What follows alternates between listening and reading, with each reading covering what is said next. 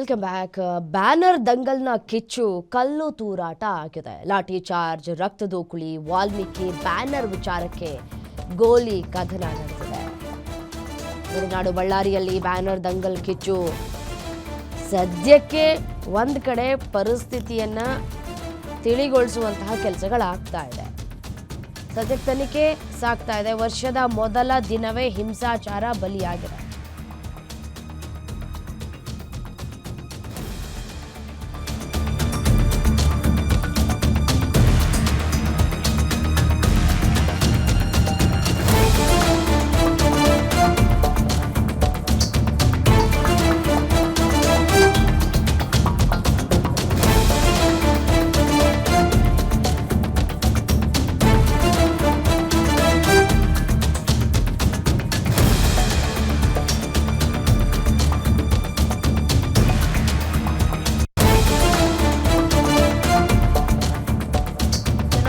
Reddy versus Bharat Reddy ಬೆಂಬಲಿಗರ ದಂಗಲ್.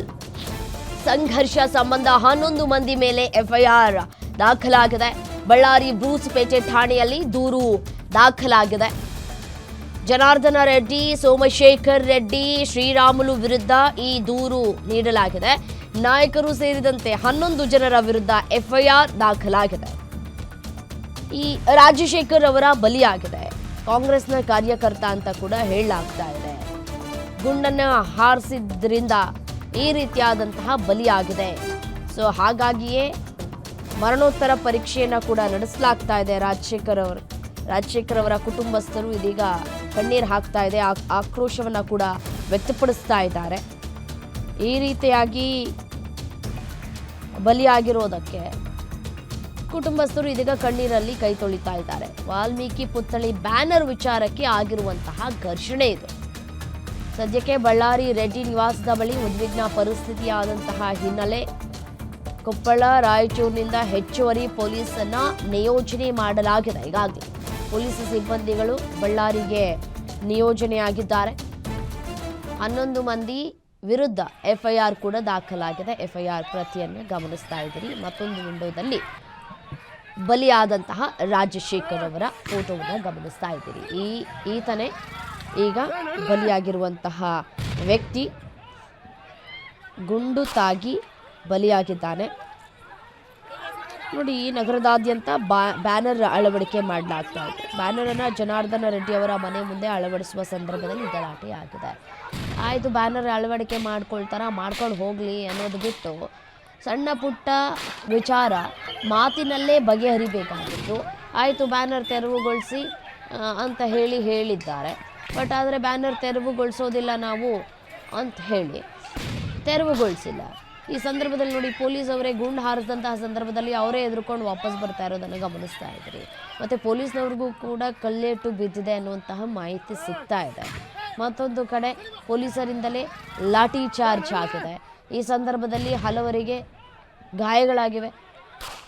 ಗಾಯಗಳಾದವರು ಇದೀಗ ಆಸ್ಪತ್ರೆಯಲ್ಲಿ ಚಿಕಿತ್ಸೆಯನ್ನು ಪಡೆದುಕೊಳ್ತಾ ಇದ್ದಾರೆ. ಈ ಕಲ್ಲುಗಳನ್ನೆಲ್ಲ ಎಲ್ಲಿಂದ ಎತ್ಕೊಂಡ್ಬರ್ತಾರೆ ಅಂತ ಹೇಳಿ ಗೊತ್ತಾಗೋದಿಲ್ಲ. ಗಲಾಟೆ ನಡೆಯುವಂತಹ ಸಂದರ್ಭದಲ್ಲಿ ಈ ಬಡಿಗೆಗಳು, ಕಲ್ಲುಗಳು ಹೇಗೆ ಸಿಗ್ತವೆ ಇವ್ರುಗಳಿಗೆಲ್ಲ?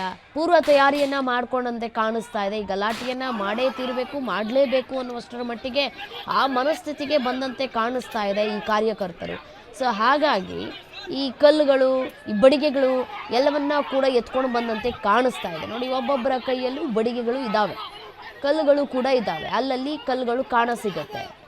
ಗಲಾಟೆ ಆಗುವಂತಹ ಸಂದರ್ಭದಲ್ಲಿ ಮಾತಿಗೆ ಮಾತು ಬೆಳೆದು ಕೈ ಮಿಲಾಯಿಸುವುದನ್ನು ನಾವು ಗಮನಿಸಿದ್ದೇವೆ. ಬಟ್ ಆದರೆ ಕಲ್ಲು ತೂರಾಟ ಮಾಡೋದು, ಬಡಿಗೆಗಳನ್ನ ಹಿಡ್ಕೊಂಡು ಬಡ್ದಾಡ್ಕೊಳ್ಳೋದು, ಇದೆಲ್ಲವೂ ಕೂಡ ಪೂರ್ವ ತಯಾರಿ, ಪೂರ್ವ ನಿಯೋಜಿತ ಅನ್ನೋದು ನಮಗೆ ಸ್ಪಷ್ಟವಾಗಿ ಕಾಣಸಿಗ್ತಾ ಇದೆ.